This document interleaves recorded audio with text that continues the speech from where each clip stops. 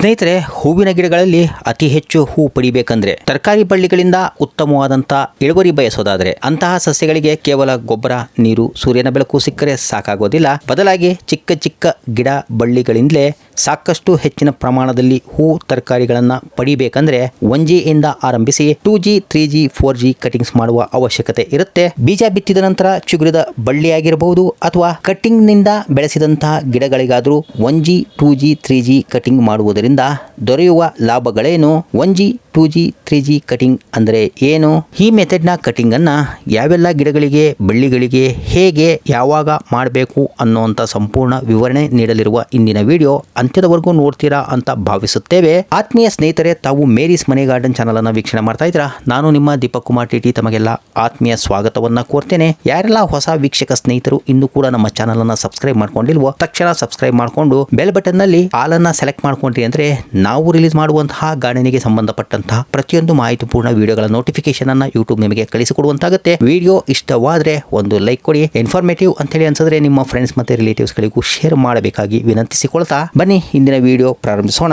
ಸ್ನೇಹಿತರೆ, 1G, 2G, 3G cutting ಅನ್ನ ದಾಸವಾಳ, ಮಲ್ಲಿಗೆ, ಕಣಗಿಲೆ ಸೇರಿದಂತೆ ಇನ್ನಿತರೆ ಹೂವು, ಹಣ್ಣು ಮತ್ತು ಮೆಣಸಿನಕಾಯಿ ಕೊಡುವ ಗಿಡಗಳಿಗಷ್ಟೇ ಅಲ್ಲದೆ ಸೋರೆಕಾಯಿ, ಹಾಗಲಕಾಯಿ, ಸೌತೆಕಾಯಿ, ಹೀರೆಕಾಯಿ ಬಳ್ಳಿಗಳಿಗೂ ಮಾಡುವುದರಿಂದ ಸಾಕಷ್ಟು ಅಧಿಕ ಇಳುವರಿ ಪಡೆಯಬಹುದಾಗಿದೆ. 1G ಕಟಿಂಗ್ ಯಾವುದೇ ಗಿಡ ಬಳ್ಳಿಗಳಲ್ಲಿ 4 ರಿಂದ 8 ಎಲೆಗಳು ಯಶಸ್ವಿಯಾಗಿ ಬೆಳವಣಿಗೆಯಾದ ನಂತರ ಅದರ ಮುಂದಿನ ಚಿಗುರುತ್ತಿರುವಂತಹ ಭಾಗದ ಕಟಿಂಗ್ ಮಾಡುವುದರಿಂದ ಸಫಲವಾಗುತ್ತದೆ. ಸ್ನೇಹಿತರೆ, ನೀವೀಗ ಚಿತ್ರೀಕರಣದಲ್ಲಿ ನೋಡ್ತಾ ಇರೋ ಹಾಗೆ ನಾವು ದಾಸವಾಳದ ಗಿಡಗಳಿಗೆ ಅಂದ್ರೆ ಬೀಜ ಬಿತ್ತಿದ ನಂತರ ಮೊಳೆತ ಸಸಿಗಳಿಗೆ ಹಾಗೂ ಕಟಿಂಗ್ ನಿಂದ ಪ್ರಾಪಗೇಟ್ ಮಾಡಿದ ಸಸ್ಯಗಳಿಗೆ 1G ಕಟಿಂಗ್, ನಂತರ 2G ಕಟಿಂಗ್ ಮತ್ತು 3G ಕಟಿಂಗ್ ಮಾಡಿರುವುದರಿಂದ ಮತ್ತು ಅದರ ನಂತರ ಗಿಡಗಳಿಗೆ ಅವಶ್ಯಕವಾದಂಥ ಪೋಷಕಾಂಶ, ನೀರು, ಸೂರ್ಯನ ಬೆಳಕು ಪೂರೈಸುವುದರಿಂದಷ್ಟೇ ನೀವೀಗ ನೋಡ್ತಾ ಇರೋ ಹಾಗೆ ಗಿಡ ಹೂಗಳಿಂದ ತುಂಬಿ ಹೋಗಿದೆ. 1G ಕಟಿಂಗ್ ಅಂದ್ರೆ ಫಸ್ಟ್ ಜನರೇಷನ್ ಕಟಿಂಗ್ ಅಂತ ಹೇಳಿ ಕರಿಬಹುದು. ಇದರಲ್ಲಿ ಬೀಜದಿಂದ ಅಥವಾ ಕಟಿಂಗ್ ನಿಂದ ಬೆಳೆಯುತ್ತಿರುವಂತಹ ಏಕಕಾಂಡದ ಭಾಗದ ತುಟ್ಟ ತುದಿಯಲ್ಲಿ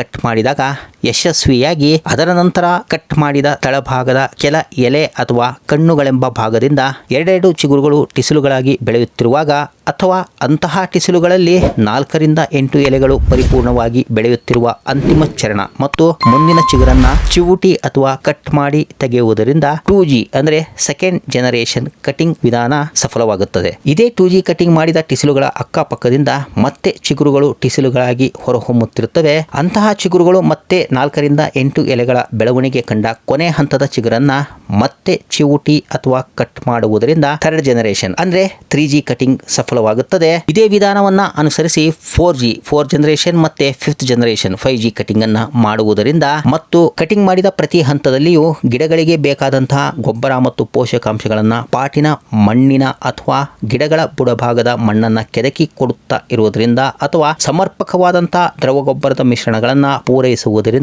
ಗಿಡಗಳು ಆರೋಗ್ಯವಾಗಿ ಸದೃಢವಾಗಿ ಬೆಳೆಯುವುದಲ್ಲದೆ 1G, 2G, 3G, 4G cutting ಮಾಡಿದ ಕಾರಣದಿಂದ ಗಿಡಗಳು ಪೊದೆಯಂತೆ ಬುಷಿಯಾಗಿ ಬೆಳೆದು ಪ್ರತಿಯೊಂದು ಟಿಸಿಲುಗಳಿಂದಲೂ ಭರಪೂರವಾದಂತಹ ಹೂವು, ಹಣ್ಣು, ತರಕಾರಿಗಳ ಇಳುವರಿಯನ್ನ ಕೊಡುವುದು. ಇನ್ನ ಯಾರೆಲ್ಲ ವೀಕ್ಷಕ ಮಿತ್ರರು 1G, 2G, 3G, 4G cutting ಮಾಡಿದ ನಂತರ ಯಾವ ರೀತಿಯ ಘನ ಅಥವಾ ದ್ರವ ಗೊಬ್ಬರ ಕೊಡಬೇಕು ಅಂತ ಕನ್ಫ್ಯೂಸ್ ಆಗಿರ್ತಿರೋ ಅವರಿಗಾಗಿ ಈಗಾಗಲೇ ವಿಭಿನ್ನ ರೀತಿಯ ಘನ ದ್ರವ ಗೊಬ್ಬರ ತಯಾರಿಸುವುದು ಹೇಗೆ, ಯಾವಾಗ, ಎಷ್ಟು ಪ್ರಮಾಣದಲ್ಲಿ ಗಿಡಗಳಿಗೆ ಅನ್ವಯಿಸುತ್ತಾ ಬರಬಹುದು ಎಂಬುವ ವಿವರವಾದಂತಹ ಮಾಹಿತಿಯುಳ್ಳ ವಿಡಿಯೋ ನಮ್ಮ ಚಾನಲಿನಲ್ಲಿ ರಿಲೀಸ್ ಆಗಿರುವುದರಿಂದ ಇಂತಹ ವಿಡಿಯೋಗಳನ್ನ ವೀಕ್ಷಣೆ ಮಾಡಿರದಂತಹ ವೀಕ್ಷಕ ಮಿತ್ರರು ಮೇಲೆ ಐ ಬಟನ್ ಮತ್ತು ಡಿಸ್ಕ್ರಿಪ್ಷನ್ ನಲ್ಲಿ ನೀಡಿರುವಂತಹ ಲಿಂಕ್ ಅನ್ನ ಪ್ರೆಸ್ ಮಾಡಿ ಇದರ ಸದುಪಯೋಗ ಪಡಿಸಿಕೊಳ್ಳಬಹುದಲ್ಲದೆ ಕೆಲವು ಪ್ರಮುಖವಾದಂತಹ ಗಾರ್ಡನಿಂಗ್ ಸಾಮಗ್ರಿಗಳ ಆನ್ಲೈನ್ ಬೈ ಲಿಂಕ್ ಅನ್ನ ಡಿಸ್ಕ್ರಿಪ್ಷನ್ ನಲ್ಲಿ ನೀಡಿರುತ್ತೇವೆ. ಅದನ್ನ ಪರಿಶೀಲಿಸಿ ತರಿಸಿಕೊಳ್ಳುವಿರಾಗಿ ಭಾವಿಸುತ್ತೇವೆ. ಸ್ನೇಹಿತರೆ, ಇದೇ ವಿಧಾನವನ್ನ ಕಟಿಂಗ್ ನಿಂದ ನೆಟ್ಟಂತಹ ಗಿಡಗಳಿಗೂ ಅನ್ವಯಿಸಿ ನೀವೀಗ ಚಿತ್ರೀಕರಣದಲ್ಲಿ ಕಾಣ್ತಾ ಇರೋ ಹಾಗೆ ಅತಿ ಪುಟ್ಟ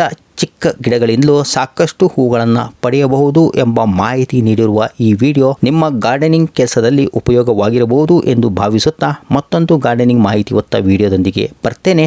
ಅಲ್ಲಿಯವರೆಗೂ ಸರ್ವೇ ಜನಾಃ ಸುಖಿನೋ ಭವಂತು. Happy gardening. ಧನ್ಯವಾದಗಳು. ನಮಸ್ಕಾರ.